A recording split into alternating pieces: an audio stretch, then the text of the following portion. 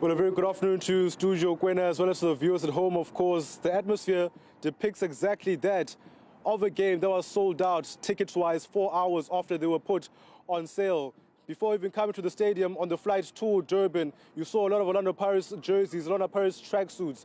You get to the hotel reception, again, the same theme. Orlando Pirates tracksuits, Orlando Pirates jerseys. Families have also taken this as a vacation trip to Durban while supporting their team. So with that being said, there are no doubts as to who will be dominating on the stands in terms of color. Where that dominance will be debatable and there will be doubts will be on the field of play.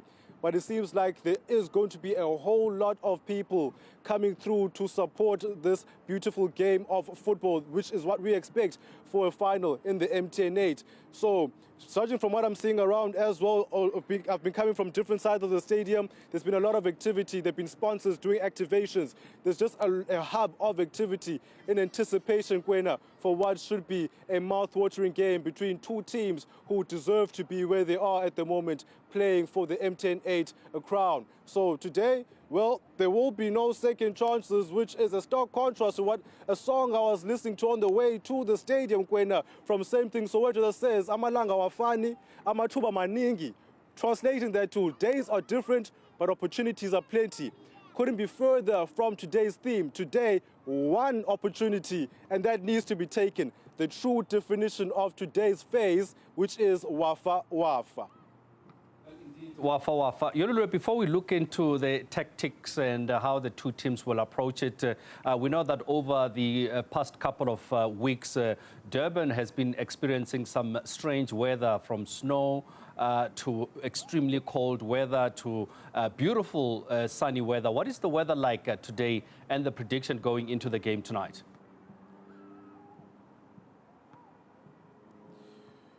Kwena, I can confirm that there is a nice weather. There's been sunlight since I touched down. This is the Durban that I know. This is the Durban that has been spoken about for years to come. You do expect conditions to cool down going into kickoff because that is going to be in the evening at 6. But when I touched down, it was around 22 degrees. It is expected to peak at 26. We're probably experiencing that 26 right now, and then I would expect it as we get later and later into the afternoon and the early evening to then cool down. But as I see, no snow predicted, no snow in sight, and no rain at the moment, Kwena. So we're going to be safe from that aspect, at least from what I'm seeing for now. All right. So as far as the game is concerned, you said that from what you're seeing on the streets, people are dressed in black and white in Orlando Pirates colors. Yesterday speaking to Morgan Gold, he was talking about how Stellenbosch FC is an underdog, but an underdog with a bite. Does this mean that Pirates, having won 2 in a row, go into this game as clear favourites?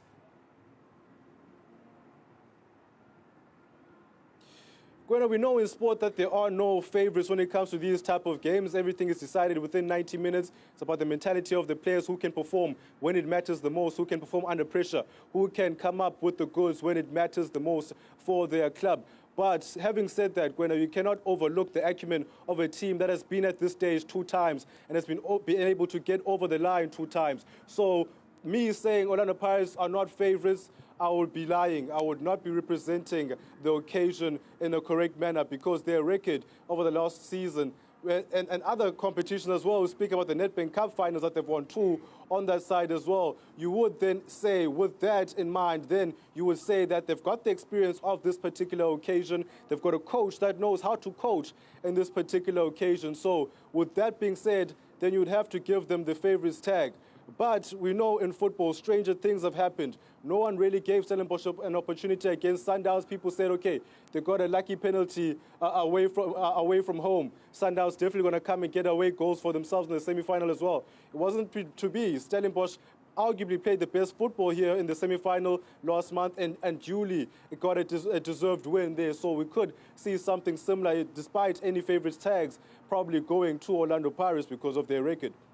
So who then would be the players to watch? Games like this depend on big game players coming up and rising to the occasion. Who in your books will be the players to watch?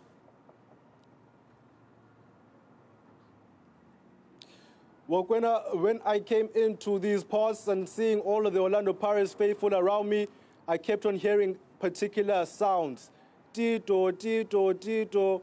That is the sound of an ambulance, and that is the nickname that has been given to one Patrick Maswanganyi at the Orlando Stadium. They expect him to come up in big games like this to make sure that he is, again, enhancing his legacy in the black and white jersey. They'll also be hoping that that's the only sound of an ambulance that they'll be hearing today. We don't want to see any of such occurrences in what we're expecting to be a beautiful final. But the person that was expected to assist him is one Relebogile Mufokeng, who's been in fantastic form again for Orlando Pirates. So those two will be the players to watch when it comes to the side of Orlando Pirates. Stellenbosch FC, well, on their side as well, Lehlogonolo Mojela. He scored in the last final he played at the Mozambique Stadium. Coincidentally against Stellenbosch FC for TS Galaxy. He will be hoping to continue his good form and score for Stellenbosch this time around. He will be ably assisted by the likes of Jaden Adams, the Bafana International, as well as Fawaz Basadine, who's also a part of the new Bafana setup. Those three players will be the cornerstone of any challenge that comes from the Cape Wineland side today. They are the players that will have the team believing that they can do it here. They also know when the last time they picked up silverware, everything's been about Orlando Pirates and their record. They also have a good record coming to play finals here at the Mozambique Stadium, having won that Carling Knockout Cup last season at the very stadium.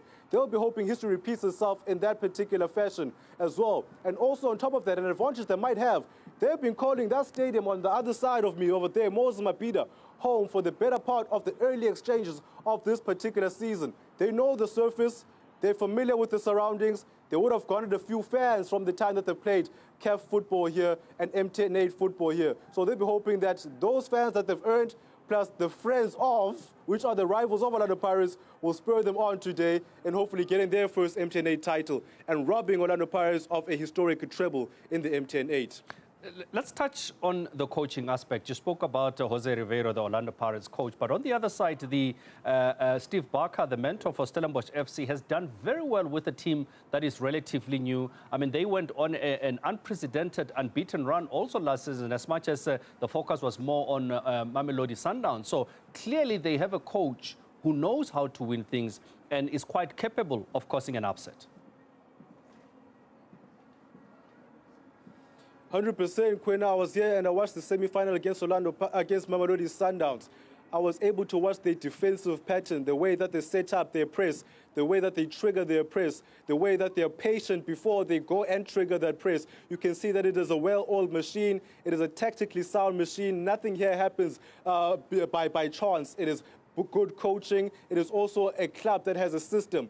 We praise Steve Barker and what he's doing with the senior setup, but also praise needs to go to the junior structures. We talk about the DDC structures. We've seen their DDC team win the DDC last season and also going into England and winning a youth competition there against the likes of Tottenham Hotspur as well. So that is a sign of a team or a club that is functioning from top to bottom. And that is why it is so much easier for the coach Steve Barker to continue, even if he loses the likes of Ikram Reyners and Dino van Rooyen to the likes of Mamelodi Sundowns and Orlando Pirates, to be able to call upon other players from their youth structures to come in and supplement what he already knows he has, and to also then get new signings from other clubs that he knows can also plug the gaps here and there. This season for them, it's been a bit indifferent, to be honest, Gwena. They've been doing well in the cup competitions, MTN8, as well as the CAF Confederation, but they've had a stuttering start in the league where they've lost against Golden Arrows, and then they drew against Polokwane City in their last game.